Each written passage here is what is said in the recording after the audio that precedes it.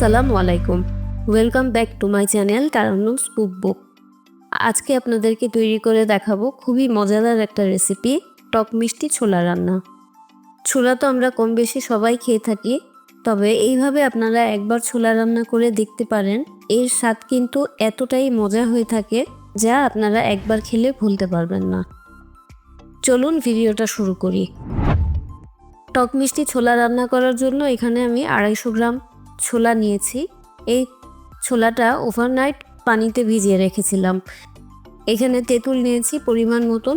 এই তেঁতুলের কাতটা বের করে যতটুকু লাগবে ততটুকু ব্যবহার করব। আর এই তেঁতুলের কাত কতটুকু ব্যবহার করলাম সেটাও আমি আপনাদেরকে বলে দিব।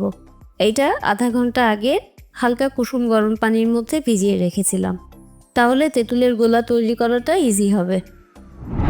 2টা আলু ছোট সাইজের নিয়েছি, এটা কিউব করে কেটে নিয়েছি।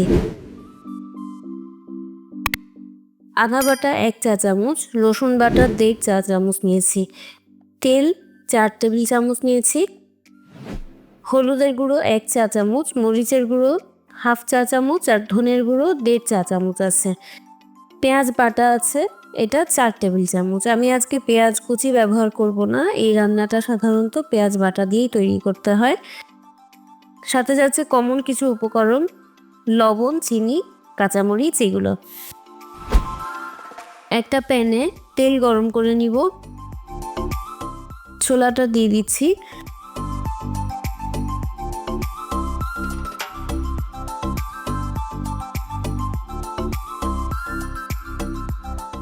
হলুদ, মরিচ আর ধনের গুঁড়ো দিয়ে দিলাম। এর সাথে দিচ্ছি আদা বাটা, রসুন বাটা, পেঁয়াজ বাটা। এখন খুব ভালোভাবে মশলাটা কষিয়ে নিব। এমনভাবে মশলা কষাতে হবে যেন মশলা থেকে, ছোলা থেকে কোনো রকম কাঁচা কাঁচা মশলার গন্ধ বের না হয়। এখন এর মধ্যে পানি দিচ্ছি। আমি এখানে 6 থেকে 8 কাপের মতো পানি দিচ্ছি, কারণ ছোলা সিদ্ধ হতে কিন্তু একটু বেশি পানি লাগে। এখন আলুগুলো দিয়ে দিব। আমি কষানোর সময় আলু দিইনি, আমি এখন দিচ্ছি। এতে করে আলুটা বেশ একটু ঘোটা ঘোটা হয়ে যাবে আর খেতেও কিন্তু অনেক বেশি ভালো লাগবে। যারা এই মুহূর্তে আমার ভিডিওটা দেখছেন, আমার চ্যানেলটা ভালো লাগলে আমার চ্যানেলটা ভিজিট করে আসতে পারেন। আর আমার ভিডিওগুলো কেমন লাগছে আমাকে কমেন্ট করে জানাতে ভুলবেন না। ভিডিওতে একটা লাইক দিয়ে সাথেই থাকুন। পাশে থাকা বেল বাটন অন করতে ভুলবেন না সাবস্ক্রাইব করার পরে, তাহলে আমি কোনো নতুন ভিডিও আপলোড করলে সেটা আপনাদের নোটিফিকেশন বক্সে চলে যাবে। ঢাকনা দিয়ে অপেক্ষা করব ছোলা, আলু সব কিছু ভালোভাবে সিদ্ধ হওয়া পর্যন্ত। এর মধ্যে আমি কয়েকবার নেড়েও দিয়েছিলাম। ভিডিওটা ভালো লাগলে অবশ্যই একটা লাইক দিয়ে কমেন্ট করে জানিয়ে যাবেন যে আজকের রেসিপিটা আপনাদের কাছে কেমন লেগেছে। কাঁচামরিচ দিয়ে দিচ্ছি। ছোলা সিদ্ধ হয়ে পানিটা যখন ঠিক এরকম একটু মাখো মাখো হয়ে আসবে, তখন আমি এর মধ্যে তৈরি করে রাখা তেঁতুলের কাপটা দিয়ে দিব।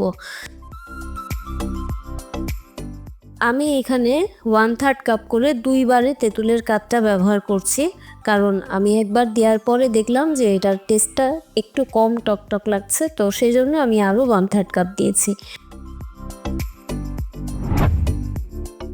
এখন দিচ্ছি এখানে স্বাদ অনুযায়ী চিনি। প্রথমে আমি 3-4 টেবিল চামচের মতন চিনি দিয়েছি, তারপরেও যদি মনে করেন আর একটু চিনি লবণ লাগবে তাহলে সেটা আপনারা অ্যাড করে নিতে পারবেন।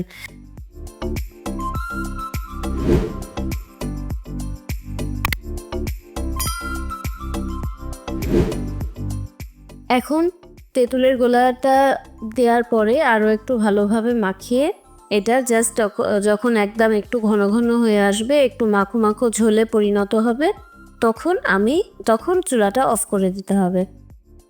আর একটু এটা নাড়াচাড়ার মধ্যেই রাখতে হবে রান্নাটা।